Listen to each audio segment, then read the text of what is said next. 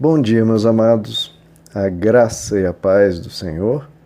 Hoje vamos estudar o Evangelho segundo João, capítulo 6, verso 27, que diz: Não trabalhem pela comida que se estraga, mas pela comida que permanece para a vida eterna, a qual o Filho do Homem lhes dará.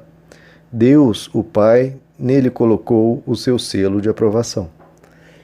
Bom, queridos, nos últimos dias nós temos estudado tanto o verso 26 quanto o verso 27, e hoje vamos concluir o estudo do verso 27, focando nesse finalzinho, onde Jesus diz: Deus, o Pai, nele colocou o seu selo de aprovação.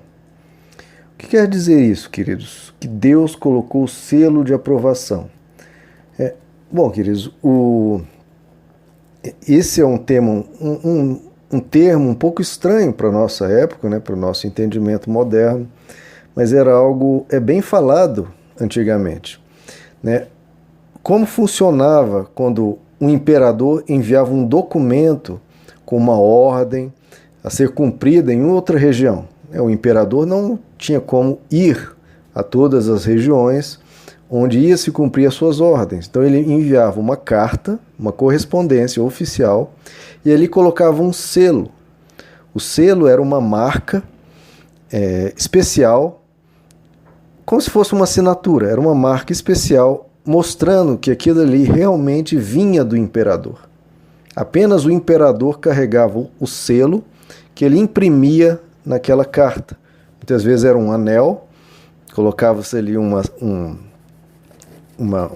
marca, uma massa, e apertava aquela massa com seu selo e ali pegava a forma daquele selo que só o imperador tinha. Então era uma forma era um carimbo, uma espécie de um carimbo para mostrar que aquilo vinha do imperador. Bom, o Messias seria o enviado de Deus ao mundo, o Salvador do mundo, uma única pessoa prometida ao longo de toda a história humana, que viria em nome de Deus para trazer a mensagem última de Deus e cumprir a obra de Deus. Ok, o grande problema é como identificar essa uma única pessoa. Como identificar quem seria ele? Era o mesmo problema de como identificar se um determinado papel provinha realmente do imperador. Então, como provar, mostrar que uma determinada pessoa realmente era o emissário autorizado, porta-voz de Deus. E esse é o selo de aprovação. E Jesus diz: Deus, o Pai, colocou em mim o seu selo de aprovação. Isaías 42 fala um pouco sobre isso. Deus diz: Eis aqui o meu servo, a quem sustenho, o meu escolhido. Ele diz: em quem se compraz a minha alma? Lembra a voz de Deus no batismo de Jesus? O que Deus diz a Jesus? Este é o meu servo, em quem se compraz a minha alma. Da mesma forma, no Monte da Transfiguração é a mesma frase. Este é o meu servo, em quem se compraz a minha alma. E o texto continua, de Isaías 42, Pus o meu espírito sobre ele, ele trará luz aos gentios. Olha uma característica aí do Messias, ele trará luz aos gentios, não clamará, não se exaltará, nem fará ouvir a sua voz na rua.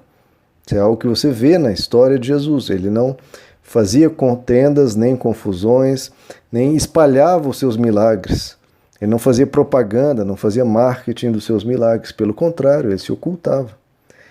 A cana trilhada não a quebrará, nem apagará o pavio que fumega. Então, essa é uma outra característica de Jesus, que diante das pessoas em pecado, diante das pessoas se arrependendo, ele não vinha com dureza, não vinha com juízo. Pelo contrário, ele oferecia o perdão. Então essas são algumas características, né, do Messias. Deus diria isso: ele em quem a minha alma se compraz, ele traz luz aos gentios e ele não fazia propaganda de si mesmo e nem esmagava as pessoas que estavam se arrependendo e querendo se voltar a Deus. Isaías capítulo 11 diz alguns detalhes sobre esse Messias. Brotará um rebento do tronco de Jessé, né? Jessé é pai de Davi, e das suas raízes um renovo frutificará, e repousará sobre ele o Espírito do Senhor, o Espírito de sabedoria, de entendimento, o Espírito de conselho e de fortaleza, o Espírito de conhecimento e de temor do Senhor. E deleitar-se-á no temor do Senhor, e não julgará segundo a vista dos seus olhos, nem decidirá segundo o ouvir dos seus ouvidos, mas julgará com justiça os pobres, e decidirá com equidade em defesa dos mansos da terra. Jesus dizia, né? Bem-aventurados os mansos.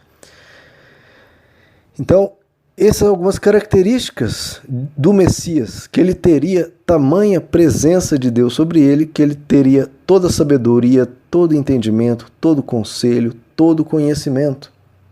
Nós vemos isso, Jesus sempre debatendo com as maiores autoridades, os maiores conhecedores das Escrituras, os grandes rabinos, e Jesus sempre se mostrando muito mais sábio, muito mais conhecedor do que todos eles. Eu gosto de uma frase que eu vi de um pastor certa vez, né? Perguntaram para ele, olha, como você realmente sabe que Jesus é Deus? E esse pastor respondeu, ele disse, olha, eu poderia contar alguma experiência pessoal que eu tive com Deus, poderia falar dos milagres que eu já vi acontecer, os mais grandiosos possíveis, mas o que eu mais vejo em Jesus, o que hoje mais me impressiona e que vejo nele, a essência de Deus, é o que ele ensinou, né? Porque Jesus é o Logos, ele é a manifestação de Deus. Porque em Jesus você vê o ensino de Jesus e vê o ensino mais elevado que existe e algo que você não pode se negar a ver a beleza desse ensino. Ora, Jesus só fala de amor, só fala de perdão, só fala de paz, só fala de mansidão. No que é que você vai questionar ele? No que? A mensagem dele é perfeita, é pura, é elevada, constrange o nosso coração a ser transformado, nos impacta pela beleza e pela grandiosidade dela. Ele ensinou a servir, ele ensinou a humildade, ele ensina a buscar o que é bom, correto, nos ensina a ser compassivos, nos ensina a ser bons. Então, tudo isso, queridos, não tem o que questionar. Só Deus pode trazer uma mensagem tão perfeita como a de Jesus.